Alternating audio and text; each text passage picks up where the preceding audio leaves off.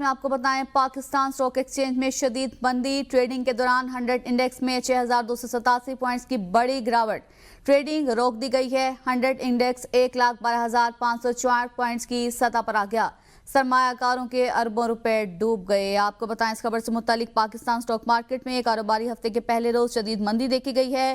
100 index میں 3100 زائد points کی کمی، مارکیٹ 1,17,000 اور 1,16,000 کی دو نفسیاتی حدیں گوا بیٹھی، سرمایہ کاروں کے اربوں روپے ڈوب گئے۔ آپ کو بتائیں پاکستان اسٹاک ایکسچینج میں کاروباری ہفتے کا پہلا دن اسٹاک مارکیٹ میں شدید مندی دیکھنے میں آئی ہے۔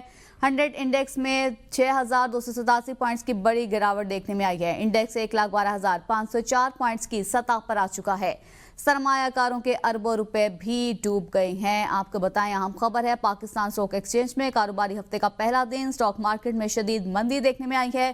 100 انڈیکس میں 6,287 پوائنٹس کی بڑی گراوٹ دیکھنے میں آئی ہے۔ انڈیکس 1,12,504 پوائنٹس کی سطح پر آ چکا ہے، سرمایہ کاروں کے اربوں روپے ڈوب گئے ہیں۔ آپ کو بتائیں اس خبر سے متعلق پاکستان اسٹاک ایکسچینج میں کاروباری ہفتے کا پہلا دن ہے، اسٹاک مارکیٹ میں شدید مندی دیکھنے میں آئی ہے۔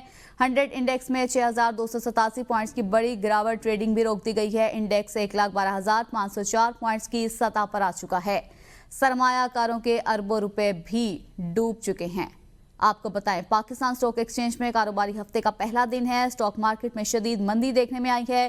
100 انڈیکس میں 6,287 پوائنٹس کی بڑی گراوٹ، ٹریڈنگ کو بھی روک دیا گیا ہے۔ انڈیکس 1,12,504 پوائنٹس کی سطح پر آ چکا ہے، سرمایہ کاروں کے اربوں روپے ڈوب گئے ہیں۔ اس خبر سے متعلق آپ کو آگاہ کریں پاکستان اسٹاک ایکسچینج میں کاروباری ہفتے کا یہ پہلا دن ہے، اسٹاک مارکیٹ میں شدید مندی دیکھنے میں آئی ہے اور ٹریڈنگ کو بھی روک دیا گیا ہے، سرمایہ کاروں کے اربوں روپے ڈوب گئے۔ انڈیکس 1,12,504 پوائنٹس کی سطح پر آ چکا ہے، سرمایہ کاروں کے اربوں روپے ڈوب گئے ہیں۔ پاکستانی اسٹاک مارکیٹ میں کاروباری ہفتے کے پہلے روز شدید مندی دیکھنے میں آئی ہے، سرمایہ کاروں کے اربوں روپے ڈوب گئے۔ 100 انڈیکس میں 6,287 پوائنٹس کی بڑی گراوٹ، انڈیکس 1,12,504 پوائنٹس کی سطح پر آ چکا ہے، سرمایہ کاروں کے اربوں روپے بھی ڈوب گئے ہیں۔ آپ کو بتائیں پاکستان اسٹاک ایکسچینج میں کاروباری ہفتے کا یہ پہلا دن ہے، اسٹاک مارکیٹ میں شدید مندی دیکھی گئی ہے۔ سلیمان نقوی ماہر معاشیات ہمارے ساتھ موجود ہیں۔ سلیمان صاحب بہت شکریہ، آپ نے ABN کو وقت دیا۔ کہیے گا پاکستان اسٹاک مارکیٹ میں کاروباری ہفتے کے پہلے روز شدید مندی دیکھنے میں آئی ہے، کیا سمجھتے ہیں کہ عوامل کا نتیجہ ہے یہ؟ بسم اللہ الرحمن الرحیم۔ اس مندی کا بنیادی ریزن وہی انٹرنیشنلی جو ٹریڈ ٹیرفز جو امپوز کرے گئے ہیں اس کی وجہ سے پوری دنیا کی اسٹاک مارکیٹوں میں گزشتہ کئی دنوں سے مندی کا سلسلہ جاری تھا اور ہماری مارکیٹ میں آج فرسٹ ٹائم اس کا اثر لیا ہے۔ ادروائز جو دو ٹریڈنگ سیشن جمعہ اور جمعرات گئے وہ بہت اچھے گئے تھے، تو یہ نیچرل بات ہے، چین امپیکٹ ہوتا ہے، لیکن میں سمجھتا ہوں ہماری مارکیٹ میں فارنرز کا کوانٹم اتنا ہے نہیں، کچھ تھوڑا اوور ریئیکشن بھی ہے۔ بہرحال یہ صورتحال ہے، لیکن اس سے اچھی بات جو ہے وہ یہ ہے کہ یہ ایک کوئی نیچرل کلیمٹی یا آفت نہیں ہے۔ جیسے کووڈ-19 جو تھا وہ ایک نیچرل آفت تھی اور اس کا کوئی کیلکولیشن نہیں بن سکتی تھی کہ وہ کب تک جا کے سیٹل ہوگی، لیکن یہ کیونکہ مین میڈ ہے، ان کی ٹیرفز کے ایشوز ہیں، یہ مل کے بیٹھیں گے، حل کریں گے، تو جب بھی یہ حل کی طرف جائیں گے تو انشاءاللہ باؤنس بیک بھی ایسے ہی ہوگا اسٹاک مارکیٹ۔ اچھا سلیمان صاحب یہ بھی کہیے گا، آپ نے کہا کہ کوئی اوور ایکشن نہیں ہے، کوئی آفت نہیں ہے، اس کو کوپ اپ کرنے کے لیے اب ہم کیا کر سکتے ہیں؟ ہمارا پاکستان کا ایشو کوئی بھی نہیں ہے۔ پاکستان کا جو ہے امریکہ سے ٹریڈ سرپلس ہے $3 بلین کا، ہم ایکسپورٹ زیادہ کرتے ہیں، امپورٹ کم کرتے ہیں۔ ہم تھوڑا ڈیوٹیز میں رد و بدل کریں، تھوڑی امریکہ سے امپورٹ بڑھائیں، تھوڑی بات چیت کریں تو مسئلے ہمارے سیٹل ہو سکتے ہیں اور اس سے ٹیکسٹائل سیکٹر کو پرابلم ہے، تو ہمیں ڈائریکٹلی کوئی امپیکٹ نہیں ہے۔ یہی وجہ تھی کہ جمعرات اور جمعے کو ہماری مارکیٹ بہت مضبوط چل رہی تھی، کوئی ایسا ایشو نہیں آیا تھا اور آج بھی سٹارٹ میں مضبوط تھی۔ تو یہ کہ الحمدللہ ہمیں وہ ڈائریکٹ وہ مسائل نہیں ہیں ہرگز جو دوسرے ممالک کو ہیں، مثلا خلیجی ممالک جو عرب ممالک ہیں وہ اس لیے ان کی اسٹاک مارکیٹیں گھٹی ہیں کہ آئل بہت گھٹ گیا ہے، تو ان کا براہ راست ان کی معیشت کا تعلق آئل سے، لیکن ہمیں تو فائدہ ہے، آئل گھٹنے سے بے تحاشا فائدہ ہے، ہمارا امپورٹ بل کم ہوگا، انفلیشن میں کمی آئے گی، انٹرسٹ ریٹ کم ہوگا، تو ہمیں تو بے تحاشا فائدے ہیں۔ الحمدللہ IMF سے ڈیل ہو چکی ہے، بجلی کی قیمتیں گھٹ گئی ہیں، سرکولر ریٹ سے ریلیٹڈ ایشوز کو حل کرا جا رہا ہے، تو الحمدللہ ہمارے انڈیکیٹرز بہت اچھے اور مضبوط ہیں، مگر یہ کہ ظاہر ہے انٹرنیشنل مارکیٹیں خراب ہیں، اس کا چین امپیکٹ ہوتا ہے، تو یہ ہے۔ اور جیسے ہی یہ معاملات تھوڑے حل ہوں گے انشاءاللہ بہتری کی طرف جائیں گے. اچھا سلمان صاحب، یہ بھی کہیے گا کہ یقیناً یہ جو صورتحال ہے اس سے انویسٹرز کا کانفیڈنس بھی کم ہوگا، تو اس کانفیڈنس کو واپس لانے کے لیے کیا کچھ کیا جا سکتا ہے؟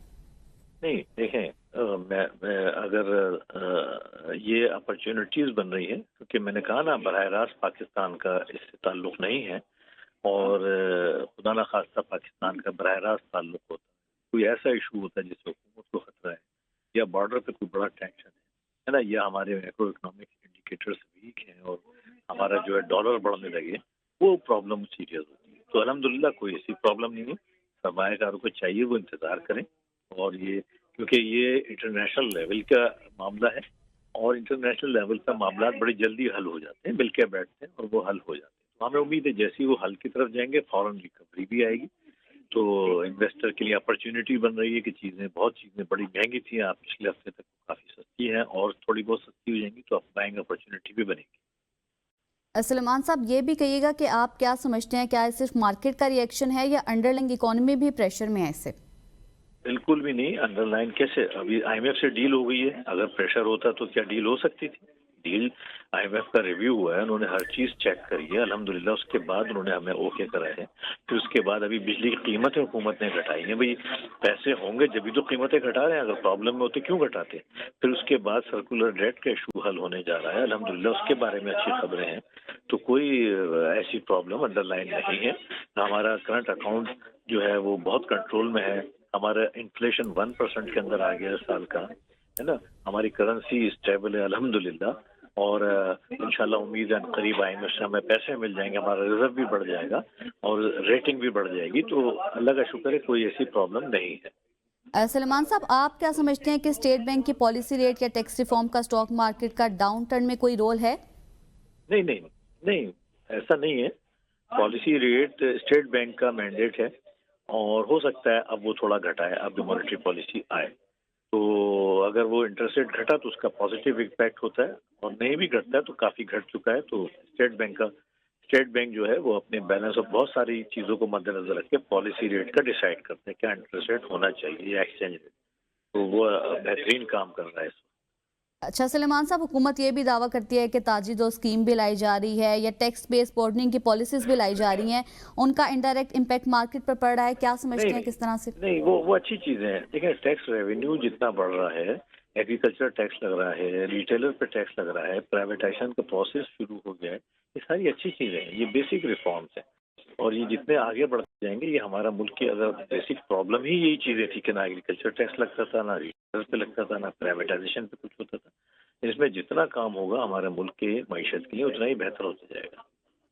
سلمان صاحب، آپ کو کیا لگتا ہے کہ گلوبل اکنامک انسرٹینٹی اور جیسے کہ ابھی آئل پرائسز کی بھی آپ نے بات کیا، جیو پولیٹیکل ٹینشنز ہو گئی، پاکستانی اسٹاک مارکیٹ پر اثر انداز ہو رہے ہیں؟ ہوئے ہیں، چین امپیکٹ کے تحت ہوئے ہیں، مگر براہ راست ہمارا اس سے تعلق نہیں ہے.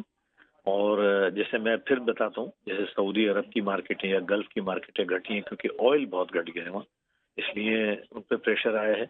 اسی طریقے سے یورپ اور دیگر ایشیا، چائنا کی مارکیٹ یا کوریا کی مارکیٹیں گھٹی ہیں کیونکہ براہ راست ٹیرف سے بہت زیادہ متاثر ہے. الحمدللہ ہمارے یہاں کوئی ایسا ایشو نہیں ہے.